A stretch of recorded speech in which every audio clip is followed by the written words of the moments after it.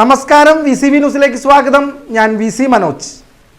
മലയാളിയുടെ മനം നിറച്ച് സമൃദ്ധിയുടെയും ഐശ്വര്യത്തിൻ്റെയും തിരുവോണത്തെ വരവേൽക്കാൻ നാടൊട്ടുക്കും ഉത്രാടപ്പാച്ചിലിൻ്റെ തിരക്കിലാണ്. പപ്പടവും ഉപ്പേരിയും മുതൽ ഓണക്കോടിയും പൂക്കളത്തിനായുള്ള പൂക്കളും വരെ വാങ്ങിക്കൂട്ടുന്ന തിരക്കിലാണ് മലയാളി. കാർഷിക സമൃദ്ധിയുടെയും തുല്യതയുടെയും ഓർമ്മ പുതുക്കി തിരുവോണം എത്തുമ്പോൾ ഉത്രാടസന്ധിയിൽ ഓണത്തപ്പനെ സ്വീകരിക്കാനുള്ള അവസാനവട്ട ഒരുക്കങ്ങളിലാണ് ഓരോ വീടും. വിപണികളിൽ വൻ തിരക്കാണ് അനുഭവപ്പെടുന്നത്. എല്ലാ പ്രേക്ഷകർക്കും VCV ന്യൂസിൻ്റെ ഹൃദയം നിറഞ്ഞ ഓണാശംസകൾ. കാണാം പ്രധാന വാർത്തകൾ. നിങ്ങൾക്കായി അവതരിപ്പിക്കുന്നത് ഓരോ വസ്ത്രങ്ങൾക്കും ഒരു കഥയുണ്ട്. ആഘോഷത്തോളം വളർന്ന സ്വപ്നങ്ങളുടെ കഥ. Beauty silks. വാക്കുകൾ നിശബ്ദമാകുമ്പോൾ വസ്ത്രങ്ങൾ സംസാരിക്കട്ടെ.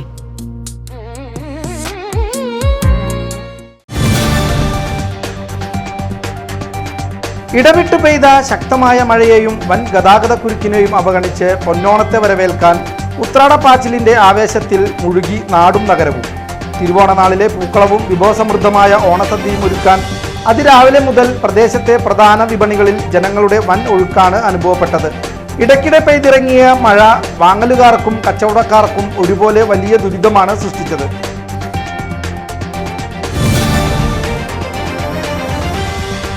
ലോകമെമ്പാടുമുള്ള ഇസ്ലാം മത വിശ്വാസികൾ പ്രവാചകൻ മുഹമ്മദ് നബിയുടെ ജന്മദിനം ഭക്തി നിർഭരമായ ചടങ്ങുകളോടെ ആഘോഷിച്ചു.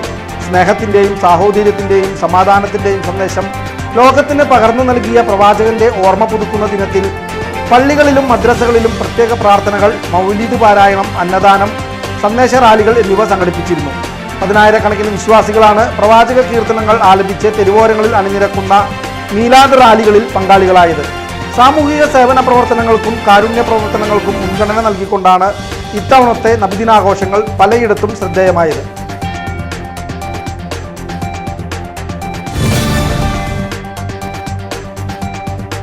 പാലക്കാട് റെയിൽവേ ഡിവിഷൻ വിഭജിക്കുന്നതിനെതിരെ പ്രതിഷേധം ഘടിപ്പിച്ച് DYFI.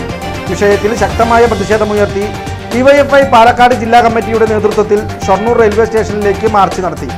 ചൊവ്വാഴ്ച രാവിലെ 9:30യോടെയാണ് 100ഓളം പ്രവർത്തകർ പങ്കെടുത്ത പ്രതിഷേധ മാർച്ച് ആരംഭിച്ചത്. റെയിൽവേ സ്റ്റേഷന്റെ മുൻവശത്ത് വെച്ച് മാർച്ച് പോലീസ് തടഞ്ഞു. തുടർന്ന് പ്രവർത്തകരും പോലീസും തമ്മിൽ രൂക്ഷമായ ഉന്തും തള്ളുമുണ്ടായി.